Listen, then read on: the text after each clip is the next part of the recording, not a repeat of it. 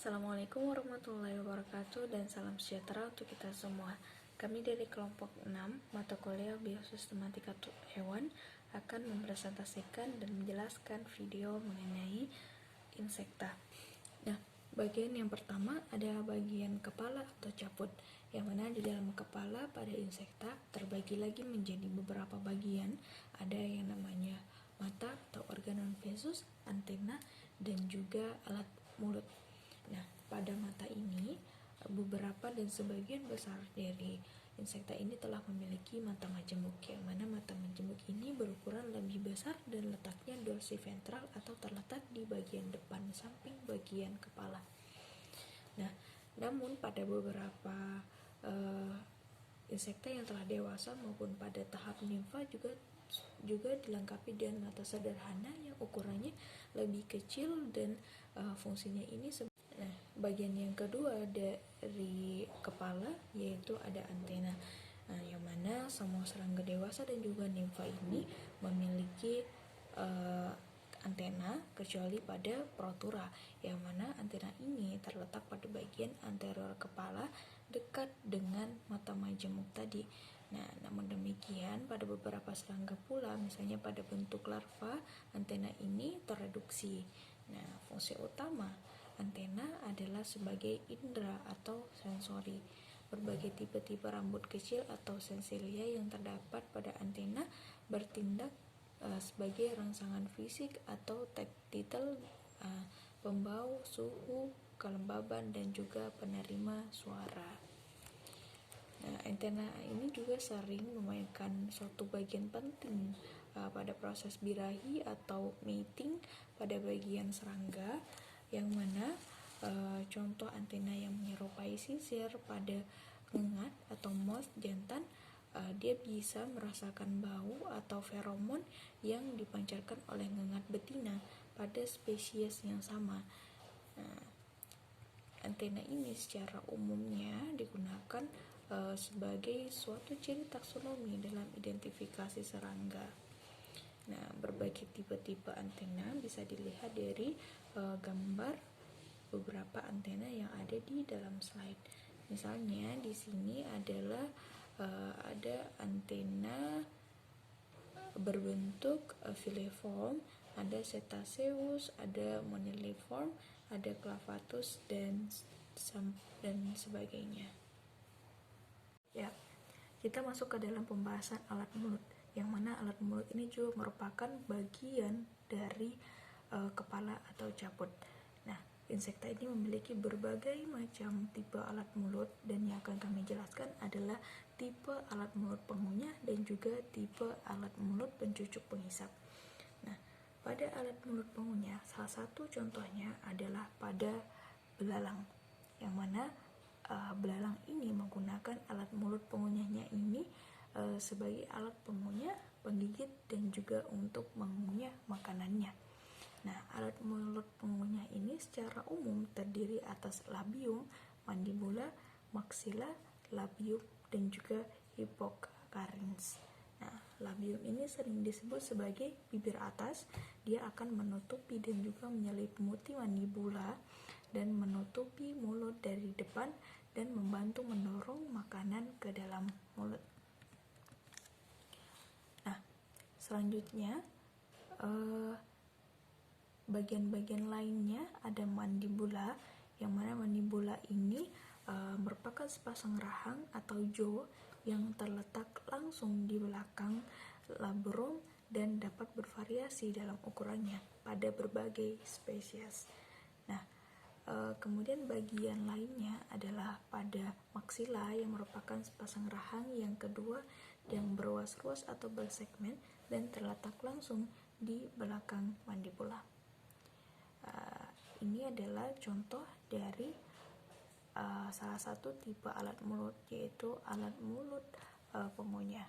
Dan yang lainnya ini adalah bagiannya adalah labrum, mandibula, hipokarins, labium, dan juga maxilla. Ya, tipe mulut yang kedua yang akan kami jelaskan adalah mengenai tipe mulut pencucuk penghisap, yang mana tipe mulut ini sedikit menyerupai tongkat dan digunakan untuk menghisap cairan pada tanaman. Nah, contohnya pada ordo Homoptera, Hemiptera, Anoplura, dan juga Diptera. Baik, di sini saya akan menjelaskan tentang sistem pencernaan pada insekta. Pertama, kita ketahui bersama bahwasanya serangga atau insekta dia ini memakan hampir segala zat organik yang ada di alam.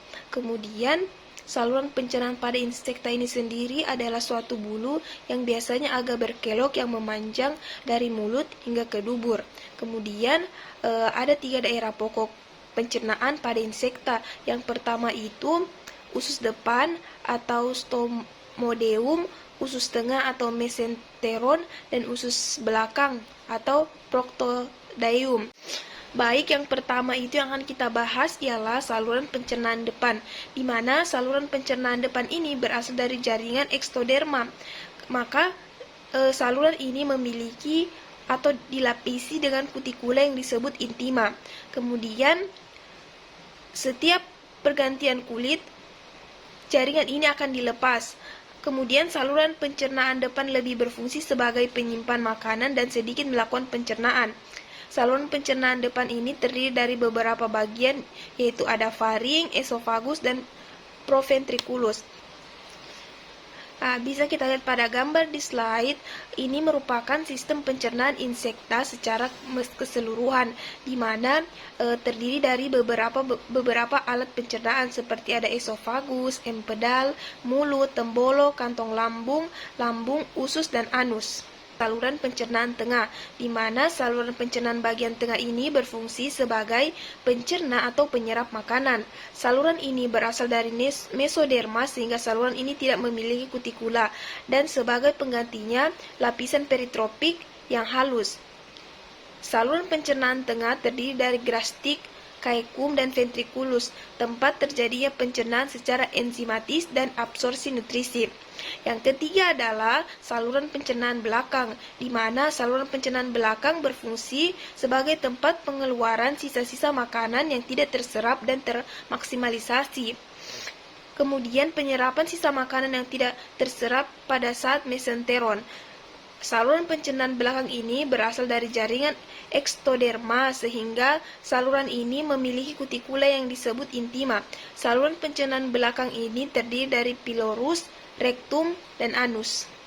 Akan menjelaskan mengenai klasifikasi dari kelas insekta, di mana kelas insekta ini berasal dari subfilum Arthropoda, lebih tepatnya dari Mandibulata.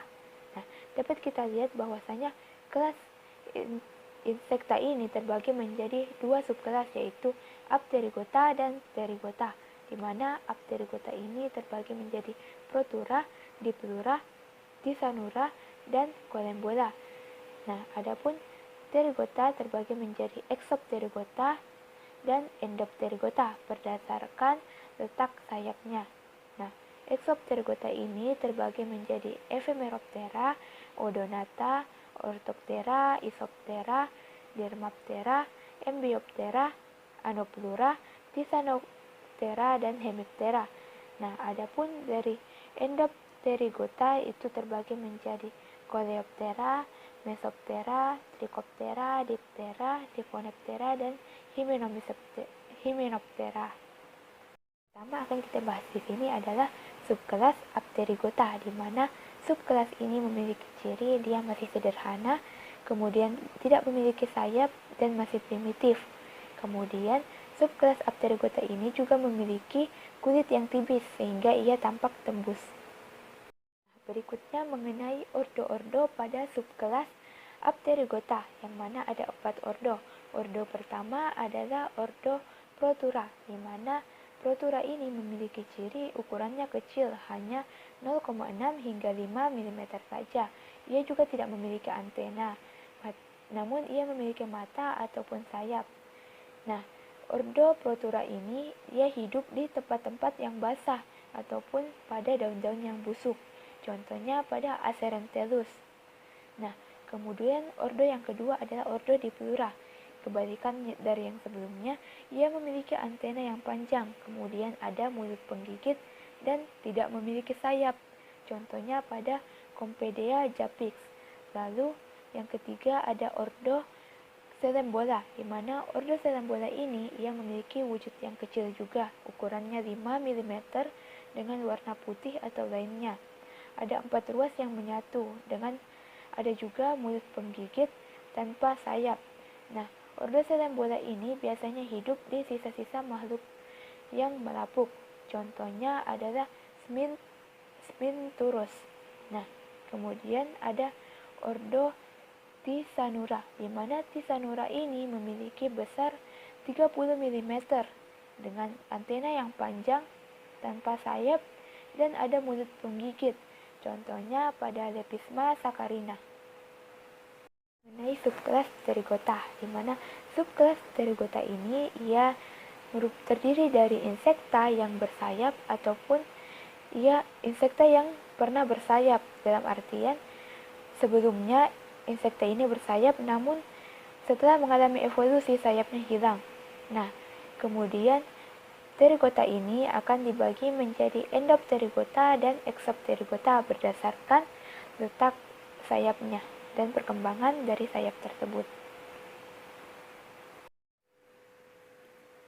Mengenai Endopterygota, Endopterygota berarti bersayap internal, sehingga sayapnya dikembangkan di dalam tubuh, dan proses metamorfosisnya lebih rumit karena melibatkan tahap kepompong. Ordo Coleoptera memiliki ciri ukuran tubuh beragam, ada yang kecil dan besar, alat mulutnya tipe menggigit, sayap mukanya tebal tanpa pembuluh darah yang bertemu satu sama lain. Terdiri dari subordo Adefaga, kemudian ada subordo Polyphaga, yang mana subordo Adefaga tadi terbagi menjadi familia Cicindelidae atau kumbang harimau, Carabidae atau kumbang tanah, Disticidae atau kumbang penyelam.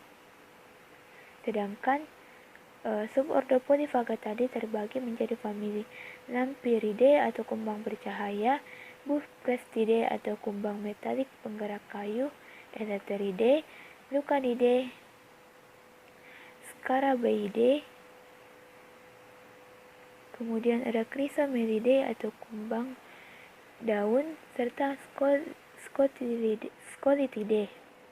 Mecoptera memiliki ciri ada yang tubuhnya besar dan ada yang kecil, antena dan kakinya panjang, alat mulutnya adalah tipe menggigit dengan sayap 4, kemudian baik larva maupun dewasanya adalah karnivor, terdapat di tempat yang geronggang, dan makan makanan yang ada di permukaan tanah, contohnya Panorpa spec atau Scorpio terbang.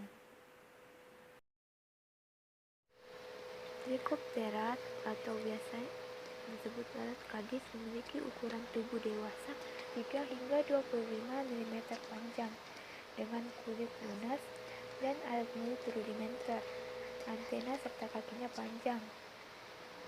Memiliki sayap membran 4 buah, contohnya pada Rhinophilus spec. Ordo Siphoneptera memiliki ciri tubuh sebelah lateralnya pipih dan segar tanpa sayap. Alat mulutnya adalah tipe penggerek dan penghisap. Antenanya pendek dengan mata sederhana atau tidak ada. Kakinya panjang dan disesuaikan untuk memanjat. Telur diletakkan pada habitat atau hospesnya. Nah, ordo ini memiliki contoh yakni Pulex irritan atau kutu pakaian. Ordo Diptera memiliki ciri sayap mukanya transparan dengan beberapa pembuluh darah. Sayap belakangnya berubah menjadi bulatan seperti halter. Alat mulutnya termasuk tipe penggerak dan penghisap yang sering membentuk proboscis. Terdapat bagian tubuh yang menggenting. Dibagi menjadi beberapa subordo yakni Orthorhyncha dan subordo Cyclorhabra. Nah, ordo Orthorhyncha sendiri terbagi menjadi familia Psychodidae atau lalat padang pasir, Culicidae atau nyamuk, familia Simulidae, dan Tabanidae atau lalat kuda.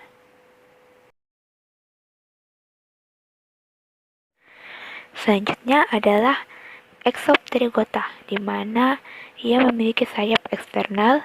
Sayapnya dikembangkan di luar tubuhnya tanpa melalui tahap kepompong. Terbagi menjadi ordo Orthoptera, Odonata, Tithanoptera, Ephemeroptera, Isoptera, Dermaptera, Embioptera, Anoplura, Hemiptera, Homoptera, dan Neuroptera. Orthoptera sendiri memiliki ciri wujudnya cukup besar, alat mulutnya berupa penggigit, sayap mukanya sempit, dari bahan perkamen dan bervena. Kemudian, Orthoptera ini terbagi menjadi beberapa famili, yakni ada famili Blatidae, di mana ia memiliki badan yang pipih, antena yang panjang, umumnya berwarna coklat hingga kuning gelap, mengeluarkan bau yang busuk dan bersembunyi di bagian celah-celah. Contohnya adalah Blatella germanica. Lalu ada juga Mantidae, di mana ia memiliki gerak kepala yang bebas, protoraksnya panjang, kaki mukanya menjadi besar dan berfungsi untuk memegang makanan. Gerakannya seolah menyembah, merupakan gerak awal untuk menerkam mangsanya. Contohnya, ia belalang sembah atau Stagmo mantis. Kemudian, familia selanjutnya dari Orthoptera ada Acrididae, di mana ia memiliki tubuh yang besar, kepala dan mata juga relatif besar, antenanya pendek, jantannya menghasilkan suara hidup pada siang hari. Makanannya berupa tumbuhan hijau dan terkadang dapat merusak palawija. Contoh dari famili ini adalah Melanoplus femurrubrum yang merupakan belalang kaki merah. Kemudian familia keempat adalah Grylidae, di mana ia memiliki tubuh yang agak pendek, warnanya gelap dengan antena yang panjang. Beberapa jenis tidak bersayap dan ia meloncat dengan kaki belakang.